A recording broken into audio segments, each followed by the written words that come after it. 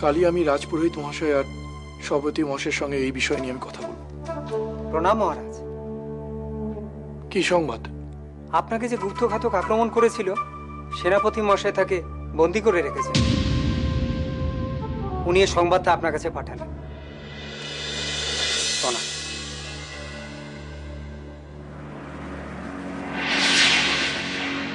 আসলে যাকে সেনাদের দলে মিশিয়ে দিয়েছিলাম সে হঠাৎ ধরা পড়ে গেছে। আপনি কি একটা কাজও ঠিক করে করতে পারেন না? না, আমার কোনো দোষ নেই, হয়তো অসাবধানতা বশত। অসাবধানতা? আপনি জানেন এর মূল্য আপনাকে কি দিয়ে দিতে হবে? আমাকে আমাকে ক্ষমা করুন। এখন বলুন, এই সংকট থেকে কি করে মুক্তি পাওয়া যায়? এখন সে কোথায়? বন্দি করার পর জিজ্ঞাসাবাদের জন্য তাকে প্রাসাদে নিয়ে আসা হচ্ছে। হয়তো হয়তো একটু পরেই। খাদ্যমন্ত্রী মশাই, আপনার লোক যদি ভুল করেও কিছু বলে বসে, তাহলে আমি যে আপনার কি করব? কিছু বলবে না, আমি নিশ্চয়ই একটা ব্যবস্থা করব। তোমাকে শেষবারের মতন বলছি, সব প্রশ্নের সঠিক উত্তর দাও, তাহলে তোমার শাস্তি কম হতে পারে। না হলে কিন্তু আসলে আমি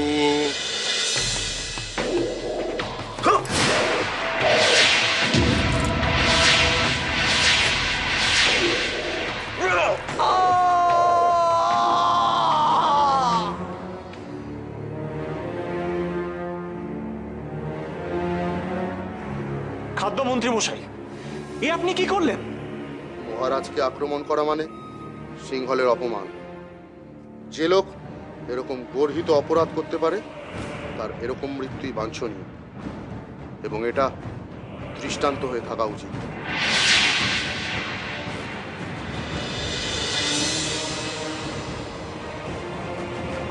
আমি ভুল করেছি, আমি অন্যায় করেছি। রাজিমা, জীবনটা তো এরকমই। আজ যদি আমার স্বামী দ্বিতীয় বিবাহ নাও করেন, তাহলেও কি আমি আমার স্বামীকে অন্যদের মতো করে পাবো? এটাই নিয়তি। তুমি যদি খুব সহজেই সিংহাসন পেয়ে যেতে, তাহলে কি তুমি সিংহাসনের মর্ম বুঝতে?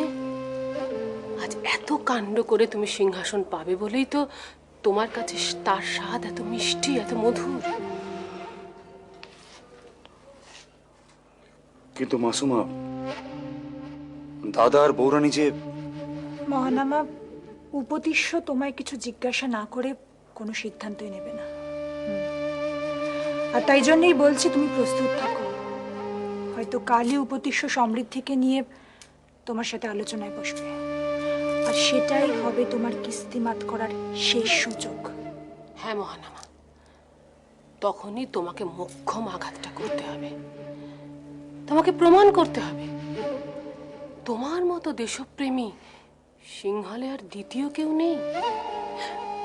তুমি তো দ্বিতীয় বিবাহ করতে রাজি নও, কিন্তু কি করা যাবে?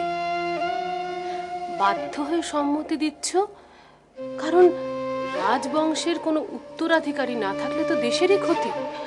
আর মহানামা শোনো, উপতিষ্য কিন্তু তোমাকে মানসিকভাবে অবসাদগ্রস্ত করার অনেক প্রচেষ্টা করবে। তুমি তাতে কোনরূপ কর্ণপাতি করবে না।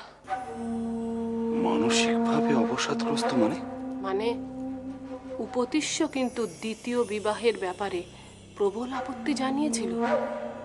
প্রমাণ করতে চেয়েছিল ঐশিকার প্রতি তার অমোঘ প্রেম।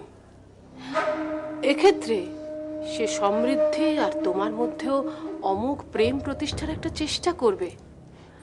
তখনই তোমাকে আসল খেলাটা খেলতে হবে। প্রেম, অমোঘ প্রেম। সম্ভবত সমৃদ্ধিও জানে যে তার আর আমার মধ্যে কতটা প্রেম অবশিষ্ট আছে, আর তাই খেলাটা জটিল হয়ে রয়েছে মহানামা। খালা খালা